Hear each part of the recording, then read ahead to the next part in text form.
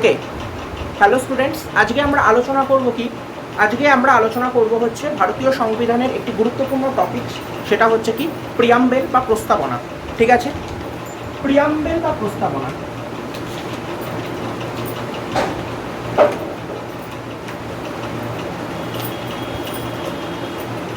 ওকে, preamble বা প্রস্তাবনা। এবার তোমাদের কাছে আমি যদি কোশ্চেন রাখি, হোয়াট ইজ দ্য প্রিয়াম্বেল, তোমরা কি বলবে? প্রিয়াম্বেল জিনিসটা কি? What is the preamble? বলো, প্রিয়াম্বেল জিনিসটা কি? আমরা দেখবে সবার প্রথমে তোমাদের একটা কথা বলি, যে কোনো বই ফার্স্টে যখন একটা বই আমরা কিনি, বাজার থেকে যখন একটা বই কিনি, বই কিনলাম, বইটা কোথা থেকে তৈরি হয়েছে? ধরো কোনো একটা বই, সেটা প্রকাশ করেছে ছায়া প্রকাশনী, ধরে নিলাম ছায়া প্রকাশনী বা প্রান্তিক কোনো একটা প্রকাশনী সংস্থা বা সাতটা পাবলিকেশন, ঠিক আছে, প্রকাশ করেছে। আমি কোনো প্রমোশন করছি না, প্রকাশ করছে। তো এখানে কি হয়, যখন বইটা প্রকাশ করে আমরা কি পড়ি? আগে যে প্রকাশনী সংস্থা থেকে তৈরি হচ্ছে সেই প্রকাশনী সংস্থার ডিটেলসটা পড়ে এলাম। কেমন করে? দেখবে আগের দিনের ক্লাস গণপরিষদের মাধ্যমে পড়ে এলাম। তো গণপরিষদ কেমন ছিল, আই মিন প্রকাশনী সংস্থাটা কেমন ছিল। এবার আমরা কি পড়বো? যখন বইটা শুরু হচ্ছে লেখা, তার উপরে দেখবে একটা মুখবন্ধ থাকে, একে থ্যাংক ইউ, এখান থেকে আমরা এই নিয়েছি, ওখান থেকে আমরা ওই নিয়েছি, এরকম একটা চার্ট থাকে। তার আগে দেখবে একটা প্রস্তাবনা থাকে, সরকারি বইগুলো যখন কিনবে দেখবে একটা প্রস্তাবনা থাকে, আমরা ভারতের জনগণ দিয়ে এরকম একটা বড়, আমার মুখস্থ নেই এটা, এটা তোমাদেরও মুখস্থ হয়তো আস্তে আস্তে হবে, তো এটা করতে হবে। ওই জায়গাটা যে লিখেছে ওই জায়গাটা আমরা আজকে ফোকাস করব। ঠিক আছে, we the people of India, এরকম দিয়ে শুরু, we the people of India দিয়ে তারপরে আমরা সোভারিজম, সেকুলার, এই সমস্ত কথাবার্তাগুলো আসবে। বোঝা গেল? তাহলে ভারতবর্ষের সংবিধানের প্রস্তাবনা জিনিসটা হচ্ছে ভারতীয় সংবিধানের একটা এসেনশিয়াল ফিচার্স। কেন কেন প্রস্তাবনার কথা এসেনশিয়াল ফিচার্স বলা হচ্ছে? কারণ ইন্ডিয়ান কনস্টিটিউশন হচ্ছে রিটেন কনস্টিটিউশন। তোমরা জানো রিটেন কনস্টিটিউশন। ভারতবর্ষের সংবিধান হচ্ছে লিখিত সংবিধান। ভারতীয় সংবিধান যেহেতু লিখিত সংবিধান, সেহেতু এই লিখিত সংবিধানের একটি মূল বৈশিষ্ট্য হচ্ছে কি প্রস্তাবনা। আমি কি বোঝাতে পারলাম কি বোঝাতে পারলাম না? যদি তোমাকে আমরা জিজ্ঞেস করি অলিখিত সংবিধান আমরা কোন দেশে লক্ষ্য করতে পারি? ব্রিটেন বা ইংল্যান্ডে আমরা, বা ব্রিটিশ কনস্টিটিউশনকে আমরা অলিখিত সংবিধান বলতে পারি। ওখানে কি করতে হয়? ওখানে রীতিনীতির ওপর বেশি গুরুত্ব দেয়। কোথায়? ব্রিটিশ কনস্টিটিউশনে, মানে রীতিনীতি, আচার আচরণ এইসবের ওপর বেশি ফোকাস করা হয়। কিন্তু ভারতীয় সংবিধান হচ্ছে আমাদের কি রিটেন কনস্টিটিউশন। তোমাদেরকে আগের দিন বলেছিলাম ভারতীয় সংবিধানে এখন বর্তমানে প্রায় কতগুলো আর্টিকেল রয়েছে? 475 প্লাস আর্টিকেল। গুগলও জানে না কত আর্টিকেল রয়েছে। গুগলও যদি তোমরা সার্চ করো, গুগলও কিন্তু একটা র্যান্ডম একটা ম্যাথামেটিক্যাল ইকুয়েশন দিয়ে দেবে, সেও ভালো জানে না। অর্থাৎ এর জন্য আমরা সবাই মিলে সর্বসম্মতিক্রমে বলা হয় যে 475 প্লাস আর্টিকেল থাকে। কতগুলো পার্ট আছে? 22টা না 25টা? 25টা পার্ট। আগে 22টা ছিল, 25টা পার্ট। কেউ বলবে না 22টা, 22টা আগে ছিল যখন সংবিধানটা গৃহীত হচ্ছিল। আর কতগুলি শিডিউল ছিল রে বাবু? 12টা। আগে ছিল কতগুলো? 8টি। ভেরি গুড, খুব সুন্দর। তাহলে এই ব্যাপারটা আমাদের কাছে ক্লিয়ার হলো। আর প্রস্তাবনা তাহলে কটা থাকার কথা? একটা। বোঝা গেল? আমাদের দেশে প্রস্তাবনা হচ্ছে একটা। তাহলে প্রস্তাবনার প্রথম থেকে যদি আমরা প্রস্তাবনার উপর ফোকাস করি, তাহলে প্রস্তাবনাতে আমরা কি দেখলাম? প্রস্তাবনা হচ্ছে একটি essential features of our constitution. First point আমরা জানি। সেকেন্ড পয়েন্ট কি দেখলাম? আমাদের যেহেতু ভারতীয় সংবিধান একটি রিটেন কনস্টিটিউশন, রিটেন কনস্টিটিউশনের একটা এসেনশিয়াল ফিচার্স আমরা কি দেখব? প্রস্তাবনাকে দেখব। এইটুকু ক্লিয়ার হলো সবার কাছে? আচ্ছা, প্রস্তাবনা এই জিনিসটা ভারতবর্ষের ক্ষেত্রে এত গুরুত্বপূর্ণ কেন?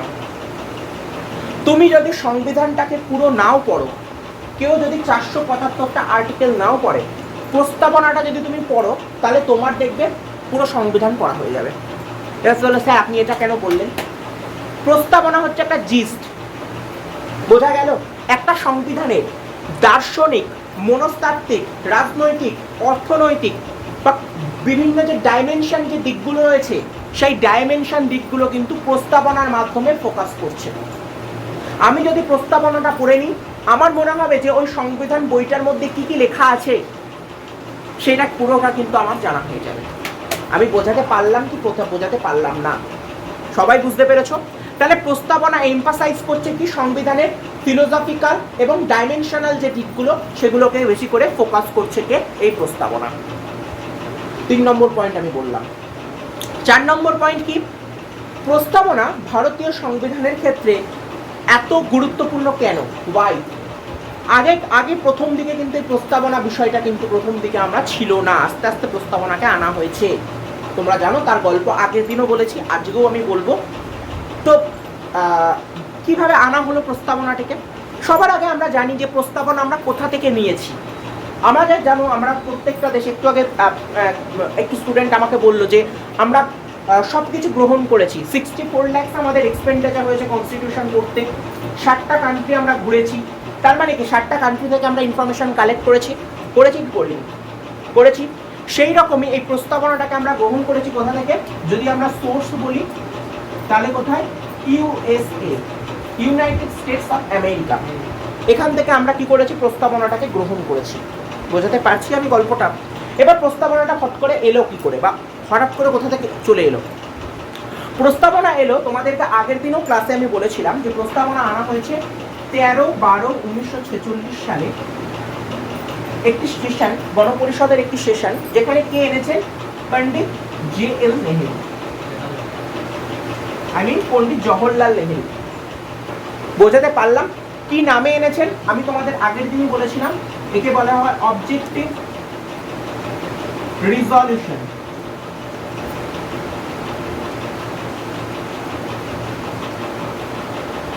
বা বাংলায় যদি আমরা বলি সংকল্পের উদ্দেশ্য নীতি। বোঝা গেল? সংকল্পের উদ্দেশ্য নীতি। বুঝতে পারছো তো? আমি কিন্তু একদম ভেঙে ভেঙে করাচ্ছি। উদ্দেশ্য নীতি, বোঝা গেল? বুঝতে পারছো? এইবার এই প্রস্তাবটা আনা হলো কত সালে? 13/12/1946 সালে। কোথায় আনা হলো? গণপরিষদে আনা হলো। এবার কোনো জিনিস যদি আজকে আমাদের এখানে আমরা যদি একটু বলি যে সিসিআর এ একটা এসি লাগাতে হবে, ধরো আজকে এই প্রস্তাবটা আনা হলো, মানে এই ডেটটা ধরে নাও। এবার প্রস্তাবটা তো আলোচনা হবে, আজকে আলোচনা হবে, কালকে আলোচনা হবে, আরো স্টুডেন্ট যখন আসবে তাদের সঙ্গে আলোচনা হবে, তারপরে একটা এসি লাগানো হবে। ইকুয়ালি এই প্রস্তাবনাটা 13/12/1946 সালে আনা হলো। এই প্রস্তাবটা মানে গৃহীত হলো, অর্থাৎ অ্যাকসেপ্টেন্স হলো কত সালে? 22 জানুয়ারি 1947 সালে। বোঝা গেল? তাহলে গণপরিষদের প্রস্তাবনা বা সংকল্পের উদ্দেশ্য নীতি, এই প্রস্তাবটি আনা হয়েছিল কত সালে? 13/12/1946, মানে 13ই ডিসেম্বর 1946। এটা করলে মনে থাকবে, 13/12/1946 এই সালে মনে করা হলো। আর কত সালে এটাকে গ্রহণ করা হলো? 22/1/1947, মানে 22 জানুয়ারি 1947। কে এনেছিল? পণ্ডিত জওহরলাল নেহেরু। কি নামে এনেছিল? Objective resolution. এই প্রস্তাবনা বিষয়টা কোথা থেকে গ্রহণ করা হয়েছে? ইউএসএ থেকে। বোঝা গেল? আমাদের সংবিধানটা কিরকম? Nature written. প্রস্তাবনা হলো কি? কার ফিচার্স? Important features. রিটেন কনস্টিটিউশনের ইম্পর্টেন্ট একটা ফিচার। দেখবে ইউএসএ তেও কিন্তু রিটেন কনস্টিটিউশন, তার জন্য ইউএসএও প্রস্তাবনা আছে। বোঝাতে পারলাম? এখান থেকে কতগুলো ব্যাপার বুঝতে পারলাম, পুরো ব্যাপারটা কি বোঝাতে চাইলাম। আচ্ছা, এবার আসি আমাদের দেশে। আজকে আমি যদি বলি যে তোমার হয়তো কাউকে একটা র্যান্ডম একটা কোনো একটা স্ট্রেঞ্জার লোককে আমি জিজ্ঞেস করি, ভাই আমার নেচারটা কেমন? বলবো ভাই তোকে দেখে মনে হচ্ছে তুই একটুখানি মোটা, হেলদি, তুই ভালো কথাবার্তা বলিস, এরকম। ইকুয়ালি প্রস্তাবনার একটা নেচার আছে। তোমাদেরকে জিজ্ঞেস করি যে সৌভিক স্যার কেমন? সৌভিক স্যারের নেচার কেমন? বা স্যার ভালো, বা স্যার খারাপ, কারোর কাছে স্যার ভালো, কারোর কাছে স্যার খারাপ, কারোর কাছে স্যার মন্দ, এরকম বিভিন্ন রকম নেচার দেবে। কিন্তু প্রিয়াম্বেলের একটা সার্বজনীন নেচার রয়েছে। সে তো আর একটা মানুষ নয় যে তাকে দেখে বিচার করবো কেমন। প্রিয়াম্বেলের একটা নেচার কেমন? প্রিয়াম্বেল হচ্ছে নন জাস্টিসিয়েবল। বোঝা গেল? প্রিয়াম্বেলের নেচারটা হচ্ছে নন জাস্টিসিয়েবল, মানে বিচারযোগ্য নহে। যদি আমি বলি প্রিয়াম্বেলের নেচারটা কেমন, সেটা হচ্ছে বিচারযোগ্য নহে। বাংলায় লেখাচ্ছে, হ্যাঁ, বিচারযোগ্য নহে। নহে মানে নয়, মানে কি? নন জাস্টিসিয়েবল। ইংলিশে বলা হয় নন জাস্টিসিয়েবল। বুঝতে পারছো তো কেন নন জাস্টিসিয়েবল বলা হলো? কারণ এইটাকে নিয়ে, এই প্রিয়াম্বেলকে নিয়ে তুমি কখনো কোর্টের কাছে যেতে পারবে না, তুমি কখনো কোর্টের কাছে অ্যাপিল করতে পারবে না, কোর্টের কাছে কখনো চ্যালেঞ্জ জানাতে পারবে না। এর জন্য প্রিয়াম্বেল ইজ এ নন জাস্টিসিয়েবল। এবার তুমি বললো স্যার জাস্টিসিয়েবল, তাহলে একটা এক্সাম্পল দিন। আমি বলবো ফান্ডামেন্টাল রাইটস। তুমি যেতে পারো কোর্টের কাছে, দেখো না 5টা রিটস আছে, রিট জুরিসডিকশন, যেমন হেভিয়াস কর্পাস, ম্যান্ডামাস, সার্টিওটারি, কিউয়ারান্তো আছে তো, প্রোহিবিশনস আছে তো। এই বিষয়গুলোর ওপর তুমি এই লেক্স বা রিটসের ওপর বেস করে তুমি কোথায় 32 আর্টিকেলসের ওপর বেস করে সুপ্রিম কোর্ট, 226 আর্টিকেলসের ওপর বেস করে হাইকোর্টের কাছে তুমি আপিল করতে পারছো, তার এগেনস্টে যেতে পারছো। এই রিটের ওপর বেস করেই কিন্তু ম্যাক্সিমাম কোর্ট চলে, জানো তো। সব সময় দেখবে যখন কোর্টের জাজমেন্টগুলো তুমি ইউটিউবে দেখতে পাবে, বা এখন তো লাইভ দেখা যায় জাজমেন্ট, হাইকোর্টে বা সুপ্রিম কোর্টে হাইকোর্ট জাজমেন্ট কিন্তু তুমি লাইভ দেখতে পারবে। সেখানে দেখবে অনেক সময় রিট ওনারা বারবার উকিল বা জজ বারবার রিট জুরিসডিকশনের কথা বলে। রিট জুরিসডিকশনের মধ্যে দেখবে মাঝে মধ্যে অমৃতা সিনহা বলে, VY চন্দ্রচূড় বলেন যে রিটসের ওপর বেস করে এটাই করা হচ্ছে। এই রিটসটা কেন আমাদের কাছে এই রিটস আছে, এই যেমন কোর্টে মামলা হয়েছে যে সুপ্রিম কোর্টে দেখবে স্কুল টিচারদের যে ব্যাপারটা নিয়ে এখন কোর্ট চলছে, সেখানেও কিন্তু একটা রিটস ওখানে কাজ করে যে তুমি এই পদের দাবি নাও কিন্তু এই পদে আসছো, অধিকার পৃচ্ছা যেটাকে বলে, তুমি এই পদের দাবি নাও কিন্তু তুমি এই পদটা দাবি করছো, তখনই তো রিটসে যাচ্ছে। তুমি টিচার হওয়ার দাবি নাও, তুমি টিচার হয়ে বসে আছো। কাউকে আমি ছোট করছি না এখানে, যেহেতু একটা বিচারাধীন বিষয়, সেগুলো নিয়ে এখান থেকে মতামত আমার এখানে পার্সোনাল ওপিনিয়ন দেওয়ার ইয়ে নয়। এগুলো বিচারাধীন বিষয়, বিচার কার্য যেভাবে সম্পাদিত হবে সেইভাবেই তার বিচার হবে, ঠিক আছে? এটা আমি তুমি বলার কেউ নয়। যাই হোক, আমি এই বিষয়টা এলো বলে আমি এই টপিকটা তুললাম। তাহলে আমরা এখন আমি নন জাস্টিসিয়েবল আর জাস্টিসিয়েবল ব্যাপারটা বুঝতে পারলে, একটা হচ্ছে বিচারযোগ্য, যেটা হিসেবে আমি কোর্টে চ্যালেঞ্জ জানাতে পারবো, আর নন জাস্টিসিয়েবল মানে এটা হিসেবে তুমি কোর্টে চ্যালেঞ্জ জানাতে পারবে না।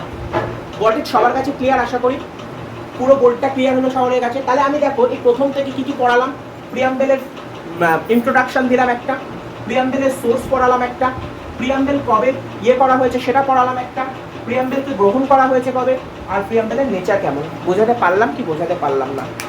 আশা করি বুঝতে পারলে। চলো নেক্সট বুঝলাম। হ্যাঁ, যদি কেউ চাই একটা ফটো তুলে রাখতে পারো, বাট আমি মুছে নিলাম, ঠিক আছে?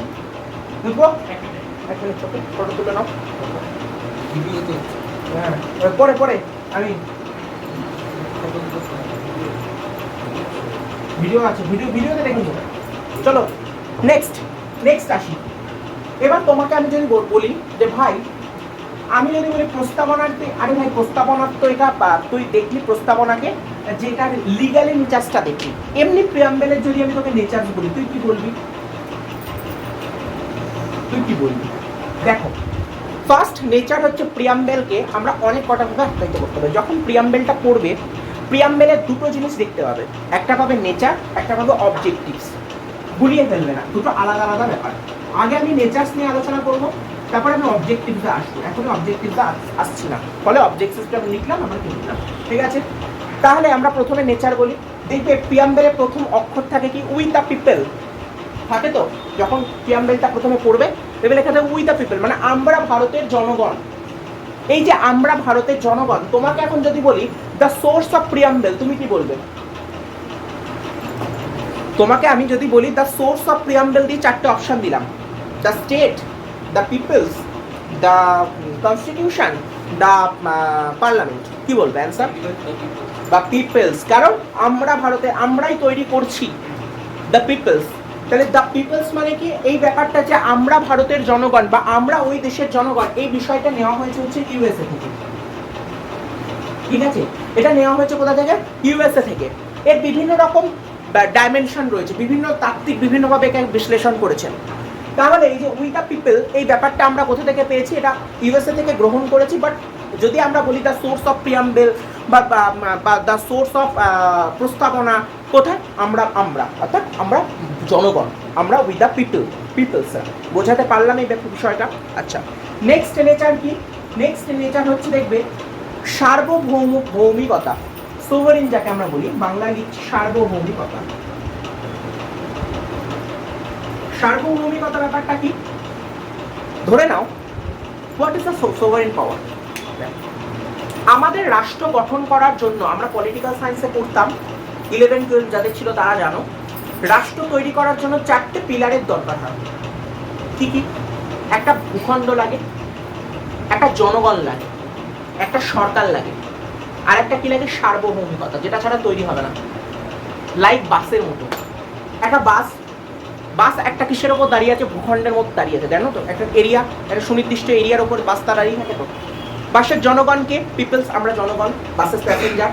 অ্যাজ ওয়েল অ্যাজ বাসের ড্রাইভারকে সরকার। বাসটা যাবে, এবার ড্রাইভার বসে আছে, প্যাসেঞ্জার বসে আছে, যদি ইঞ্জিন না থাকে বাস চলবে?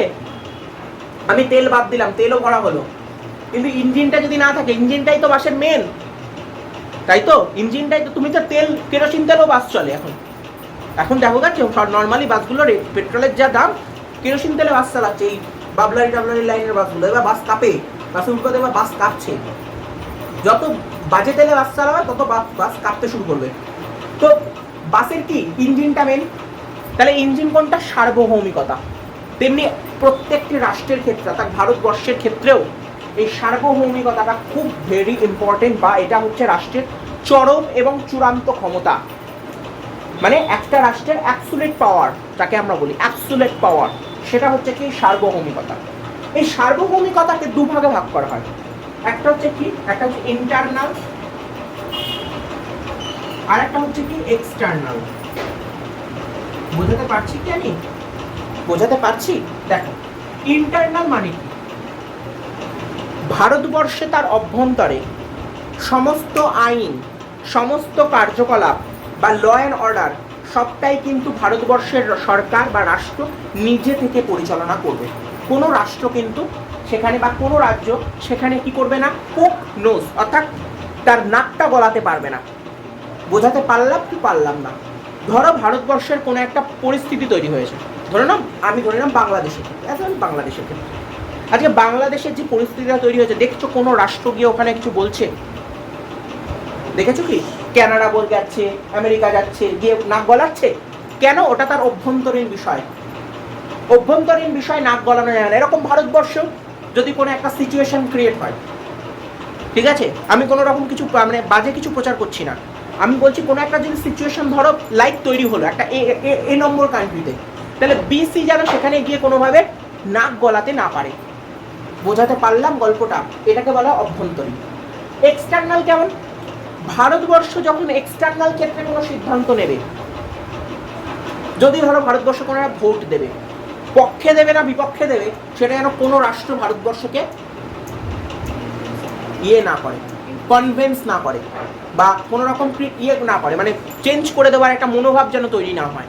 বোঝাতে পারলাম? সেইটাকে বলা হয় এক্সটার্নাল সোভারেনিটি। অর্থাৎ ভারতবর্ষ রাষ্ট্রের এটা একটা গুরুত্বপূর্ণ ক্ষমতা, যেখানে এই সোভারেনিটি পাওয়ারটা দরকার।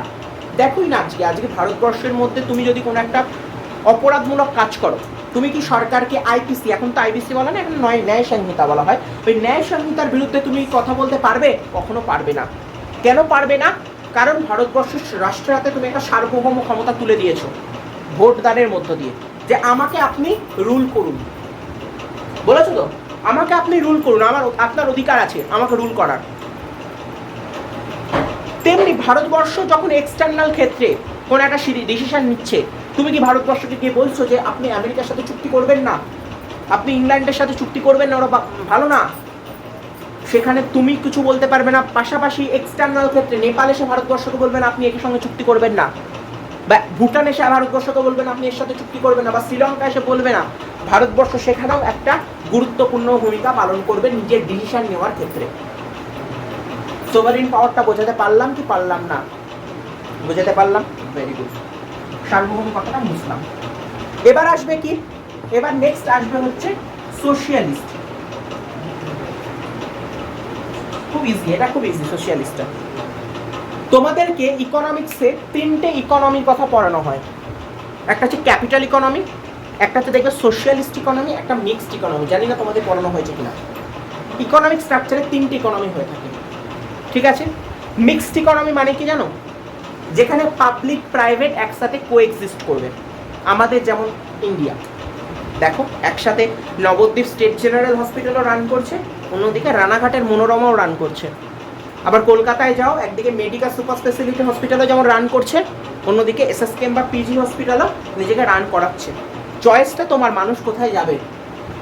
যার ইকোনমিক স্ট্রাকচার বা ইকোনমিক কন্ডিশন ভালো, সে মেডিকাতে যাবে, ডিশানে যাবে, বা রুবিতে যাবে, বা আমরিতে যাবে। এখন আমরি নেই, এখন মণিপালে যাবে। জানো তো আমরি এখন নেই, এখন আমরি হসপিটালের নাম কিনে নিয়েছে ফ্র্যাঞ্চাইজি, এখন মণিপাল হসপিটাল। আমি কোনো প্রমোশন করছি না, জাস্ট বললাম। নেক্সট আরেকটা কি, সরকারি হসপিটালও যেতে পারি। আমার পিজিতেও যেতে পারি, কিংবা আমি নীলরতন সরকারও যেতে পারি, as my wish, as my choice. Equally এই সোশ্যালিস্ট হচ্ছে ব্যাপার হচ্ছে কিরকম, আমাদের সোশ্যালিস্ট হচ্ছে ডেমোক্রেটিক সোশ্যালিজম, গণতান্ত্রিক পদ্ধতিতে সোশ্যালিজম। এই সোশ্যালিস্টের মেন উদ্দেশ্যটা কি, রিডিউস করতে হবে কি ইনইকুয়ালিটি, রিচ অ্যান্ড পোর, অর্থাৎ বড় লোক এবং গরিব লোকের মধ্যে যে ইনইকুয়ালিটি, আর্থিক বৈষম্যতা, এটাকে কমিয়ে ফেলতে হবে। এটা আমরা কোথা থেকে নিয়েছি জানো? ইউএসএসআর থেকে নিয়েছি, রাশিয়া থেকে নিয়েছি আমরা। পয়েন্ট দেখে বুঝেই যাচ্ছে যে সোশিয়ালিস্ট মানে সমাজতান্ত্রিক, সমাজতান্ত্রিক চিন্তাভাবনায় কারা বিশ্বাসী? রাশিয়া বিশ্বাসী, বোঝা গেল। তাহলে আমরা চীন আছে, বাট আমরা এই রাশিয়া থেকে নিয়েছি। চীন তো সমাজতান্ত্রিক পেরিয়ে সাম্যবাদিতে পৌঁছে গেছে, এখন আমরা নিজেদের বিজনেসের ডেভেলপমেন্টের জন্য পুঁজিবাদিতে চেঞ্জ হয়ে যাচ্ছে, বোঝা গেল। যদি একটু চীনের খবর টবর তো তোমরা পাবে না, কারণ চীন কোনো খবর লিক করতে দেয় না। তো যাই হোক, তাহলে সোশ্যালিস্টটা হচ্ছে আমরা রাশিয়া থেকে নিয়েছি। আর আমাদের ভারতবর্ষের সোশ্যাল স্ট্রাকচার কীরকম, সেটা হচ্ছে গণতান্ত্রিক পদ্ধতি, তার ডেমোক্রেটিক সোশ্যালিজম। এর মেন উদ্দেশ্যটা কি, রিডিউস করতে হবে কি ইনইকুয়ালিটি, বৈষম্যতা, কার মধ্যে? রিচ অ্যান্ড পোরের মধ্যে, বোঝা গেল? বোঝাতে পারছি কেন দেওয়া হয়েছে এই ব্যাপারটা? এই ব্যাপারটা কেন দেওয়া হয়েছে তোমরা বলো তো। ভারতবর্ষের বেসিক নিডস বলতে আমরা কোনগুলোকে বুঝি? আমাদের রাষ্ট্রের বেসিক নিডস কি? তোমরা তো পড়েছো, বাজেট পড়েছো না? বাজেটেই তো আছে বেসিক নিডস, বলো। আগের দিন তো বাজেট ক্লাস করেছো, বলো, ওখানেই তো বলা হয় আমাদের ভারতবর্ষের বেসিক নিডস কি। What is the basic needs of India? Food, shelter আর খাদ্য, বস্ত্র, বাসস্থান, not health. Garments, food and shelter. Health কোথায়? তোমাকে যদি ইউএসএ নিয়ে যাই, ইউএসএ বেসিক নিডস কি? Food, shelter, garments, health. তার সাথে আরেকটা জিনিস ইউএসএ বলে যে ওটা আমাদের বেসিক নিডস, সেটা হচ্ছে ইন্টারনেট ব্যবস্থা। আরেকটা কি? এডুকেশন। এটা হচ্ছে ইউএসএ বেসিক নিডস। সার্চ করে দেখবে ইউএসএ বেসিক নিডস হচ্ছে এই কটা যদি কোনো মানুষ পূরণ করতে না পারে, সে হয়ে যাবে বিপিএল, বিলো পভার্টি লাইন। আর যারা এর উপরে থাকবে তারা হবে কি হবে? এপিএল। পড়েছো না এগুলো? বিপিএল এন্ড এপিএল, হ্যাঁ, বিলো পভার্টি লাইন আর অ্যাবভ পভার্টি লাইন। আমরা যখন খাদ্য, বস্ত্র, বাসস্থান, আমাদের ধরে নাও ভারতবর্ষে খাদ্য, বস্ত্র, বাসস্থান করতে প্রতিদিন একটা মানুষের 33 টাকা খরচা হয়। 33, আমি জাস্ট ধরে নিলাম র্যান্ডম, বা 30 টাকা খরচা হয়। তাহলে 30 দিনে তার কত টাকা ইনকাম লাগবে? 900 টাকা, তাহলে 900। এই 900-এও যদি কারোর ইনকাম 850 হয়, সে বিপিএল এ পড়ে যাবে। কারোর ইনকাম যদি 895 হয়, সেও বিপিএল। বোঝা গেল? এইবার ব্যাপারটা কি হয়, মানুষের কি হয়, জিনিসপত্রের দাম বাড়তে থাকে। আজকে ভাত পাচ্ছ তুমি 10 টাকায়, কালকে তুমি 15 টাকা হতেই পারে। আজকে হেলথ পাচ্ছ তুমি 15 টাকায়, কালকে সেটা 20 টাকা তো হতেই পারে। বোঝা গেল? তার সাথে সাথে সরকারকেও কি করতে হবে? মানুষের ইনকামকে রেইজ করতে হবে, বাড়াতে হবে। বোঝা গেল? যাই হোক, এই ব্যাপারটা আমি ইকোনমিক্সের টপিক এখানে ঢুকিয়ে দিলাম। জাস্ট এটা পভার্টি লাইনের একটা টপিক, আমি জাস্ট এখানে একটা সিমিলার বুঝিয়ে দিলাম। তাহলে এই সোশ্যালিস্ট ব্যাপারটা আমরা ইউএসএসআর থেকে পেয়েছি, যেখানে কি পদ্ধতিতে করা হবে? ডেমোক্রেটিক ওয়েতে নেওয়া হবে, গণতান্ত্রিক পদ্ধতিতে। এখানকার মেন উদ্দেশ্যটা কি বললাম? যে রিডিউস করতে হবে কি ইনইকুয়ালিটি, রিচ অ্যান্ড পোরের মধ্যে। আর এই সোশ্যালিস্ট ব্যাপারটা, এই সোশ্যালিস্ট যে ব্যাপারটা, এর জন্যই আমাদের ভারতবর্ষের ইকোনমিক স্ট্রাকচার কি? মিক্সড ইকোনমিক স্ট্রাকচার, যার মেন উদ্দেশ্য কি? Public and private coexist. তোমাদেরকে আমি যদি জিজ্ঞেস করি ক্যাপিটালিস্ট ইকোনমি কিছু বৈশিষ্ট্য বলে, কি বলবে? হ্যাঁ হ্যাঁ, বৈশিষ্ট্য, আমি উদাহরণ জানতে চাইনি, বলো। ইকোনমিক্সে তো এইসব পড়ানো, এগুলো ইকোনমিক্সের বেসিকে পড়ায়। রাষ্ট্রীয় হস্তক্ষেপ থেকে বেশি পরিমাণে ক্যাপিটালিস্ট ইকোনমিতে প্রোডাকশন কে করবে? Private, exactly private. দাম কে নির্ধারণ করবে?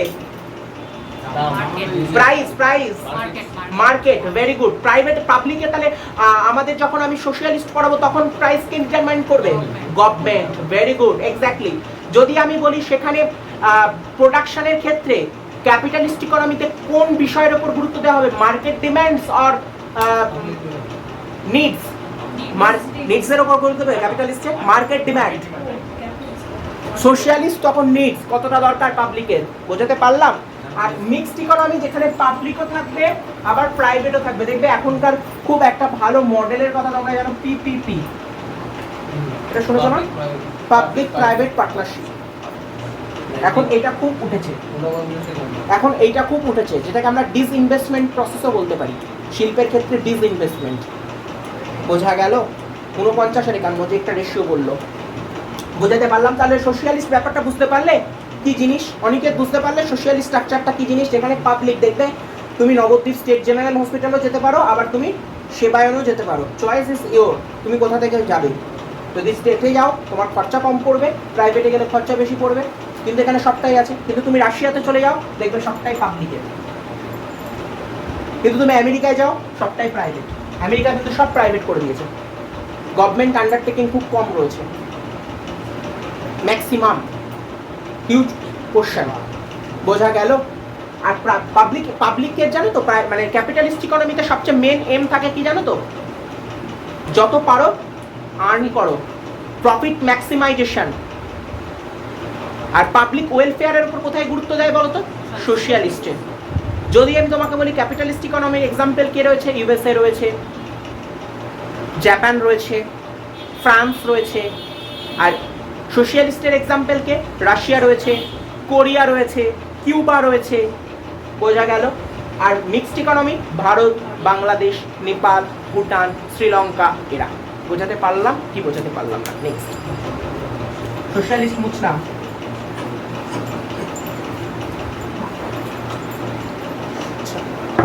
নেক্সট আসি হচ্ছে আরেকটা টপিক, সেটা হচ্ছে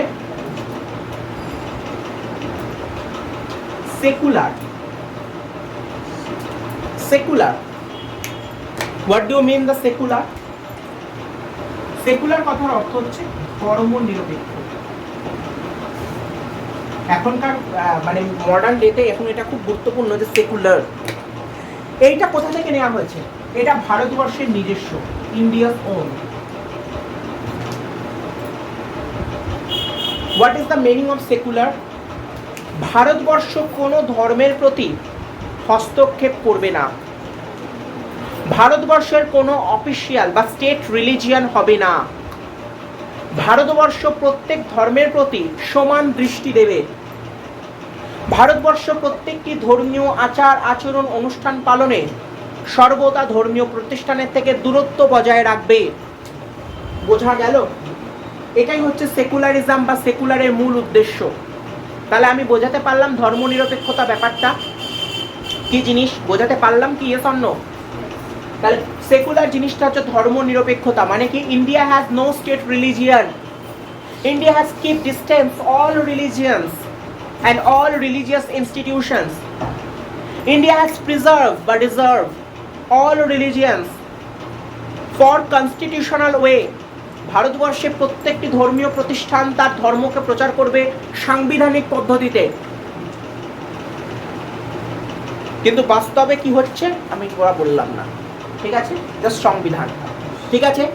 আমি এখানে বললে বিতর্ক হতে পারে, তো আমি এটা বললাম না। বাস্তবের জায়গা, কিন্তু কনস্টিটিউশনের জায়গা। চলো, সোশ্যালিস্ট ব্যাপারটা বুঝতে পারলে কি পারলে না? Yes or no? সবাই বুঝতে পেরেছো? চলো নেক্সট একটা খুব ভালো জিনিস, ডেমোক্রেটিক। ডেমোক্রেটিক কথাটা কোথা থেকে এসছে জানো তো? ডেমোস অ্যান্ড ক্রেটিয়াস, দুটো শব্দ, এই দুটো শব্দ গ্রিক শব্দ, এই দুটো শব্দ থেকে এসছে। এর কথার অর্থ হচ্ছে পিপল অ্যাডমিনিস্ট্রেশন, জনগণের শাসন। তোমরা একটা কথা শুনেছো, মার্কিন রাষ্ট্রপতি প্রাক্তন আব্রাহাম লিঙ্কন বলে একজন ছিলেন, বুঝলে? উনি একটা খুব ভালো কথা বলতেন। ওনাকে জিজ্ঞেস করা হয়েছিল হোয়াট ইজ দ্য ডেমোক্রেসি? উনি বলছেন by the people, for the people, of the people. জনগণের দ্বারা, জনগণের জন্য, আর জনগণের শাসন, এটা কি বলা হয় ডেমোক্রেটিক। তোমরা জানো যে এই আব্রাহাম লিঙ্কনের এই সংজ্ঞাটা সারা বিশ্বে একটা আলোড়ন ফেলে দিয়েছিল। উনি ডেমোক্রেসি সংজ্ঞাটা এত সুন্দর দিয়েছিলেন। দেখো, ভারতবর্ষ একটা বৃহৎ গণতান্ত্রিক রাষ্ট্র। কিছুদিন আগে তোমরা গণতান্ত্রিক উৎসবের মিছিলে অংশগ্রহণ করেছিলে, প্রত্যেকে ভোট দিয়েছো, নিজের ভোট নিজে দিয়েছো। তা তোমরা তোমাদের পাবলিক রিপ্রেজেন্টেটিভকে নির্বাচন করেছো, তারা গিয়ে তোমাদের হয়ে কথা বলছে, তোমাদের খাদ্য, বস্ত্র, বাসস্থান, তোমাদের সুযোগ সুবিধা, তোমাদের এডুকেশন, তোমাদের হেলথ নিয়ে কথা বলছে, ডেভেলপমেন্টের উপর ফোকাস করছে, সেটা যে ক্ষেত্রেই হোক, স্টেটেই হোক আর সেন্ট্রালেই হোক, করছে তারা। তাহলে কি তুমি ডেমোক্রেটি, আমরা সবসময় বলি না ডেমোক্রেসি জিন্দাবাদ, আমি এখানে বলি না ডেমোক্রেসি কি বলছে দেখো, সংখ্যাগরিষ্ঠ কি বলছে দেখো, তারপরে মেজরিটি, অর্থাৎ এখানে ডেমোক্রেসির ওপর বিশেষ গুরুত্ব দেওয়া হয়েছে। বোঝা গেল?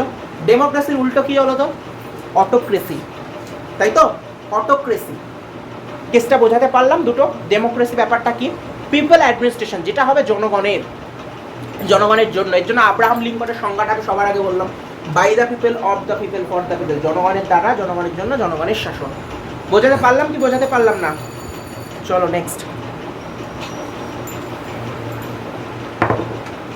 যে দিনটা আমরা সেলিব্রেট করি, এবার এটা আসছি, রিপাবলিক। রিপাবলিক মানে কি? অ্যাবসেন্স অফ মোনার্কি, মানে কি? যেখানে রাজতন্ত্রের নেই, রাজতন্ত্রের অবসান, সেটাই হচ্ছে রিপাবলিক। তোমরা জানো রিপাবলিক ব্যবস্থাটা কিরকম? একটা রিক্সা পুলারও কিন্তু আমাদের দেশের রাষ্ট্রপতি হতে পারে।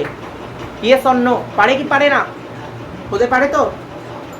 যেমন আমাদের যিনি বর্তমান রাষ্ট্রপতি মিসেস দ্রৌপদী মুর্মু, তিনি একজন ট্রাইবাল অধ্যুষিত থেকে উনি বিলং করেন, এবং আগের যে রাষ্ট্রপতি ছিলেন রামনাথ কোবিন্দ, তিনি একজন দলিত সম্প্রদায় থেকে বিলং করেন। তারা কি রাষ্ট্রপতি হতে পারেনি কি পারেনি? পেরেছে, পেরেছে তো। কিন্তু ইংল্যান্ডে যদি হতো, এটা কি হওয়া সম্ভব ছিল? হয় না। সেখানে কি হয়? রাজার ছেলেই রাজপুত্র হয়, রাজা রানীর যে রাজতন্ত্র, রাজাই। কিন্তু এখানে আমাদের ভারতবর্ষ কি প্রজাতন্ত্রে বিশ্বাসী। এই রিপাবলিক কনসেপ্টটা আমরা নিয়েছি ফ্রান্স থেকে। তো এই রিপাবলিক ব্যাপারটা কি? রিপাবলিক ব্যাপারটা হচ্ছে অ্যাবসেন্স অফ মোনার্কি, অর্থাৎ রাজতন্ত্রের যেখানে অ্যাবসেন্স, যেখানে প্রজারা বা আমরা সকলে জনগণ, এখানে আমি কেউ হতে পারে, ভবিষ্যতে কেউ একজন প্রধান রাষ্ট্রপতি হতেই পারে, যার কারণ আমাদের মধ্য থেকে আমরা রাষ্ট্রপতিকে নির্বাচিত করছি। সেই দ্রৌপদী মুর্মুও কিন্তু কষ্ট করে পড়াশোনা করেছে, কষ্ট করে খাওয়া দাওয়া করেছে, করে আজকে সেই জায়গাটা তিনি নিয়েছেন। তিনি নিশ্চয়ই সোনার কাঠি মুখে নিয়ে জন্মাননি।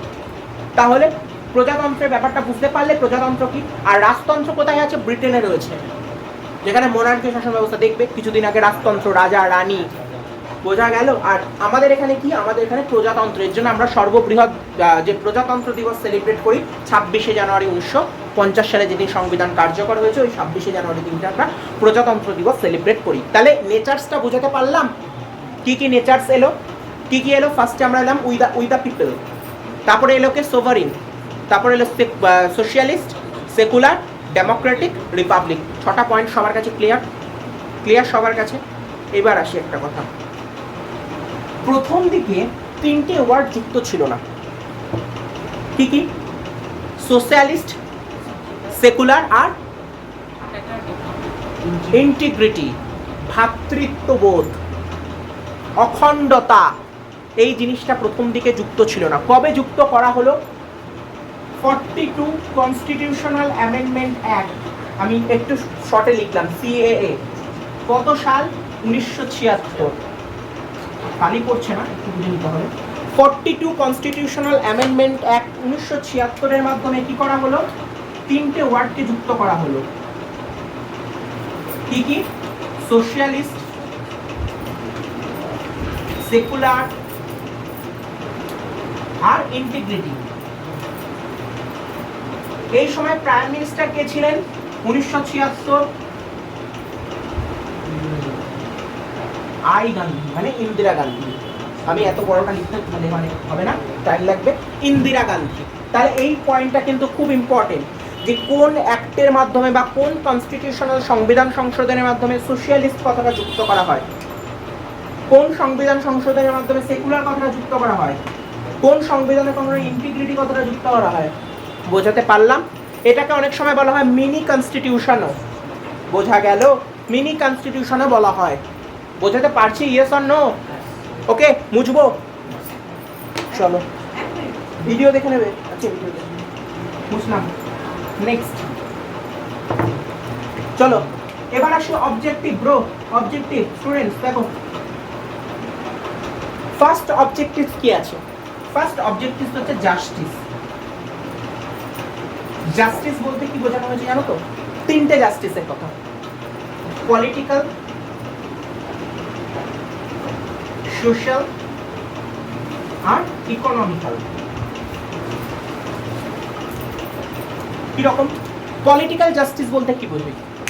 তোমরা আমাকে বলো, তোমরা যে ভোট দিলে, এখানে রাষ্ট্রপতি সংবিধানের সর্বোচ্চ মানে প্রধান পর্যায়ে বসে আছে, উনি কি দুটো ভোট দিয়েছেন? উনিও একটা ভোট দিয়েছেন, তুমিও একটা ভোট দিয়েছো। তোমাদের পাড়ার যে বড় লোক মানুষটা, প্রচুর টাকার মালিক, আম্বানি, মুকেশ আম্বানি কটা ভোট দিয়েছে? একটা ভোটই দিয়েছে, তুমিও একটা ভোট দিয়েছো। তার মানে কি পলিটিক্যাল জাস্টিস কিন্তু রক্ষিত হচ্ছে। রাজনৈতিক জাস্টিস মানে রাজনৈতিক বিচার ব্যবস্থা, বুঝতে পারছো অনিকেত? ক্লিয়ার হচ্ছে তো? সোশ্যাল জাস্টিস কোনটাকে বলা হয়? সোশ্যাল জাস্টিস হচ্ছে সামাজিক ক্ষেত্রে। তুমি কোনো মানে ধরো এই যে আম্বানির বিয়ে হলো, আম্বানির বাড়ির কাজের লোক কেউ আম্বানির বিয়েতে অংশগ্রহণ করেনি? করেছে তো। আবার তোমাদের পাড়ায় কোনো একটা বড় লোক বাড়ির বিয়ে হলে সেখানে লেখা থাকে না বড় লোকেদেরই যাবে, গরিব লোক যাবে না, এরকম কি লেখা থাকে কোনো জায়গায়? রিচদেরই প্রবেশ, পোরদের নয়। অর্থাৎ সোশ্যাল জাস্টিস আমাদের ভারতবর্ষে দুটো জাস্টিসকেও মেনটেন করা হয়। আর ইকোনমিক্যাল জাস্টিস কি? প্রত্যেকেরই সমান সুযোগ সুবিধা, মানে 8 ঘন্টা কাজ করবে, প্রত্যেকে তার চার্জ বুঝে নেবে। অর্থাৎ ইকোনমিক্যাল জাস্টিসটাও আমাদের কিন্তু সেম। তাহলে আমি 3টে জাস্টিস বোঝাতে পারলাম, পলিটিক্যাল, সোশ্যাল, ইকোনমিক্যাল। এবার দেখো আইফোন, আজকে আইফোন কি বেসিসে হয় কেনে, মানে কাস্ট বেসিসে, যে আপার কাস্ট সে আইফোন ইউজ করতে পারে, যে লোয়ার কাস্ট আইফোন ইউজ করতে পারে এরকম না। যার অ্যাফোর্ড করার ক্ষমতা আছে সে কিনে নেয়, মোদ্দা কথা সেটা। সেটাকে রিক্সাওয়ালাও যদি তার পয়সা জমিয়ে আইফোন কিনতে পারে কিনুক। আবার একটা আম্বানিও আইফোন ইউজ করছে, নো ইস্যু। বোঝাতে পারছি? আমি গল্পটা বোঝাতে পারলাম? প্রত্যেক মানুষেরই ব্যবহার করার ইচ্ছা আছে, সেটা তার রূপায়িত করবে। অর্থাৎ জাস্টিস, 3টে জাস্টিস। আবার যখন জাজমেন্ট দেওয়া হয়, তোমরা যখন দেখো কোর্টে যাও, কোর্টে কি হয়, একজন দেখবে দাড়িপাল্লা নিয়ে দাঁড়িয়ে থাকে, দাড়িপাল্লাটা একদম ইকুয়াল থাকে, আর চোখে পট্টি বাঁধা। তার মানে উনি কি সংজ্ঞায়িত করছে? আমার কাছে প্রত্যেকেই সমান, কে রিচ কে পোর, কে আপার কাস্ট কে লোয়ার কাস্ট, এটা ম্যাটার করে না। মানে একটা জজ সাহেব যখন তার জাজমেন্ট লেখেন, তিনি কিন্তু ওইগুলোকে দেখবেন না, প্রত্যেকের কাছে সমান, জাস্টিসটা সবার কাছে এক। সে ইকোনমিক্যালও বড় লোক হতে পারে, সে পলিটিক্যালিও বড় লোক হতে পারে, সে সোশ্যালভাবেও বড় লোক হতে পারে, কিন্তু judgement rich and poor not diversion. প্রত্যেকেই আমাদের ওই জাজমেন্টের কাছে বা জাস্টিসের কাছে, অর্থাৎ বিচার ব্যবস্থার কাছে প্রত্যেকেই সমান এবং ইকুয়াল। বোঝাতে পারলাম? Yes or no? বোঝাতে পারলাম? গুড। পরের পয়েন্টে যাই। এবার হচ্ছে লিবার্টি। লিবার্টি মানে কি গো? হ্যাঁ, স্বাধীনতা। Very good. স্বাধীনতাহীনতায় কে বাঁচিতে চায়? যাই হোক, স্বাধীনতা। হ্যাঁ, স্বাধীনতাতে কি বলছে? লিবার্টি মানে কি? তুমি যে কোনো ক্ষেত্রে স্বাধীনভাবে অংশগ্রহণ করবে, তোমার সেই স্বাধীনতা রয়েছে। দেখো না, ফ্রিডম, তুমি কথা বলতে পারছো না, ফ্রিডম অফ স্পিচ। তুমি কোনো জায়গায় অংশগ্রহণ করতে পারছো না, অবভিয়াসলি পারছো, ফ্রিডম অফ এক্সপ্রেশন। তুমি যে কোনো জায়গায় বাড়ি তৈরি করতে পারছো। অর্থাৎ এই লিবার্টির ব্যাপারটা এখানে সংজ্ঞায়িত করা হয়েছে। তাহলে লিবার্টি বোঝাতে পারলাম, জাস্টিস বোঝালাম। আরেকটা জিনিস কি রয়েছে? ফ্র্যাটার্নিটি। ফ্র্যাটার্নিটি যেটা একটু আগে উনি বলছিল, ফ্র্যাটার্নিটিটা কিরকম? দুটোর ইকুয়েশন হচ্ছে ফ্র্যাটার্নিটি। কিরকম? একটা হচ্ছে ইন্টিগ্রিটি, মানে ভ্রাতৃত্ববোধ। একটা হচ্ছে ইন্টিগ্রিটি, ভ্রাতৃত্ববোধ। ইন্টিগ্রিটি সৌভ্রাতৃত্ব বা অখণ্ডতা। ফ্র্যাটার্নিটি মানে কি? ভ্রাতৃত্ববোধ। ইন্টিগ্রিটি মানে অখণ্ডতা। দেখো, অখণ্ডতা যখন এক হবে তখনই তো ভ্রাতৃত্ববোধ তৈরি হবে।